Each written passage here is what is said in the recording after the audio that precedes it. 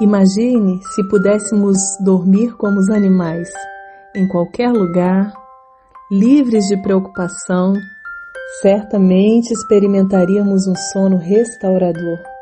Ter um sono restaurador é despertar descansado e motivado para enfrentar o dia. Hoje, nosso vídeo será mais curto. Sabe por quê? Está na hora de dormir.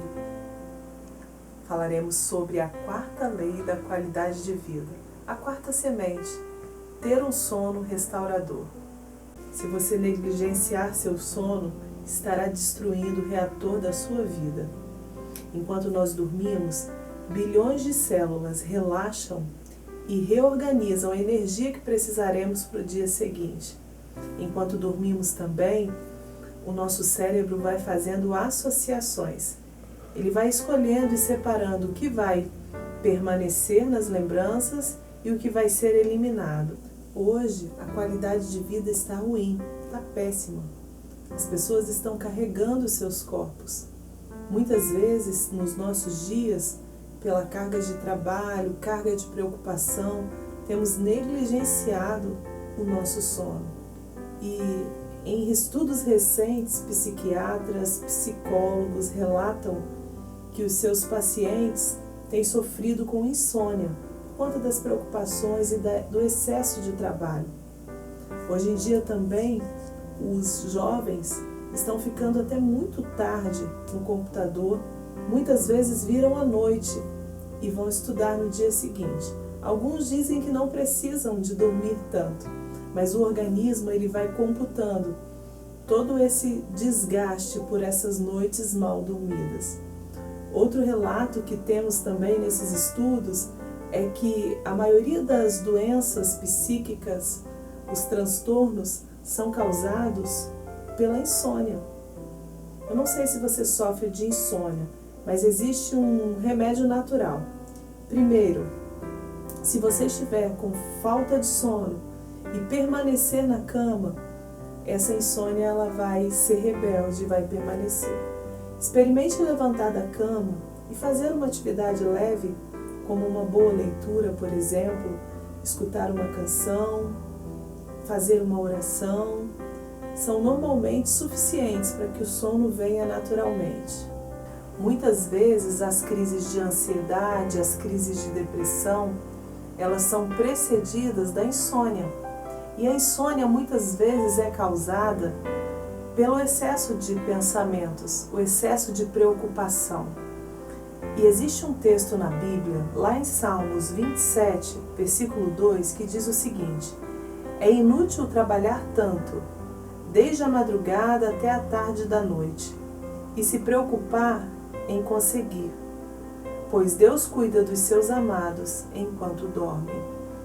Eu entendo nesse texto que nós precisamos entrar num lugar de descanso em Deus. E até chegar nesse ponto de dormirmos tranquilamente, além de descansarmos em Deus, nós podemos preparar durante o dia o nosso corpo para desfrutar de um sono saudável. Por exemplo, é muito importante, eu mesma estou tentando treinar o meu cérebro para executar esse princípio que eu vou falar agora. Eu ainda não consegui, mas eu vou conseguir. Que é o princípio de se exercitar todos os dias, ou pelo menos 3 vezes na semana. Quando a gente se exercita, o corpo libera um calmante natural, que é a endorfina.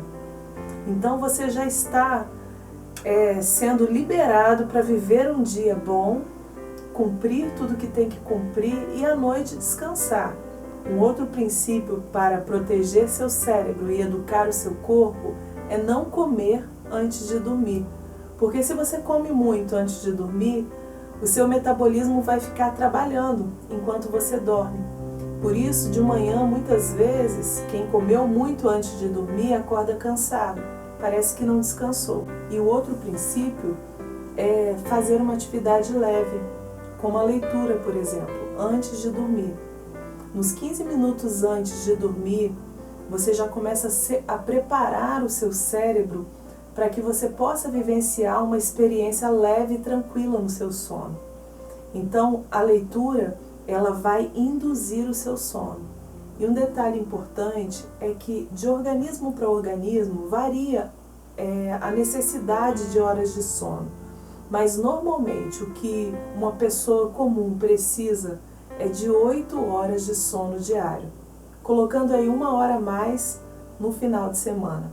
Lá em Marcos 4 está registrado um episódio onde Jesus dormia, enquanto os discípulos, que eram peritos em mar, eles eram pescadores, estavam acostumados com o mar, mesmo assim eles se agitaram.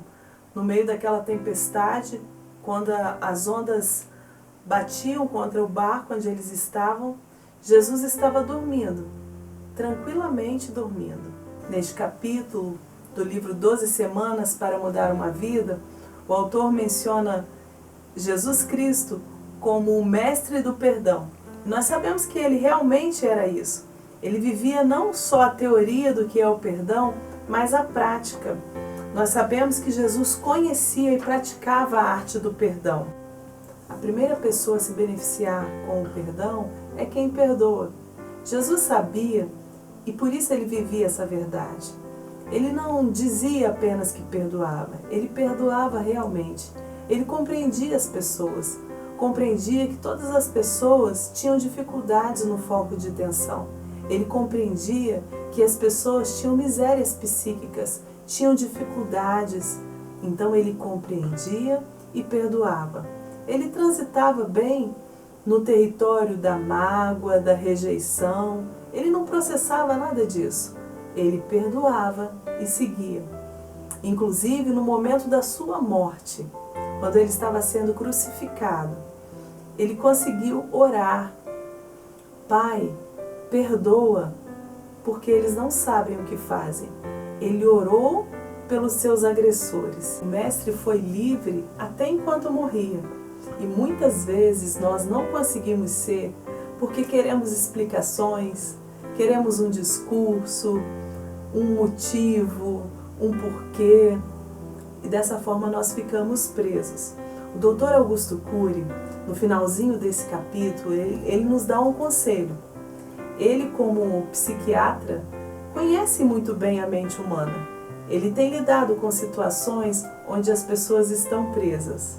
E ele diz assim, eu quero compartilhar com você: saiba que por detrás de uma pessoa autoritária esconde-se uma pessoa frágil. Por detrás de uma pessoa agressiva se esconde uma pessoa infeliz. Surpreenda, elogie, perdoe. Dentro das pessoas mais complicadas há uma criança que precisa de atenção e carinho. Eu e você podemos libertar essas pessoas e podemos ser livres também, aprendendo e aplicando a arte do perdão. Recentemente eu gravei um vídeo que é fruto de tudo que eu tenho aprendido com o mestre e aplicado na minha vida sobre a arte do perdão. O nome do vídeo é Perder no Ar. Está lá no YouTube, você pode procurar e conferir. Você será abençoado. Eu já li, já falei com Deus e agora eu quero terminar esse vídeo e o meu dia compartilhando com você o Salmo 4, verso 8, que diz assim: em paz me deitarei e dormirei, porque só Tu, Senhor, me faz repousar seguro. Deus te abençoe, viu? Boa noite.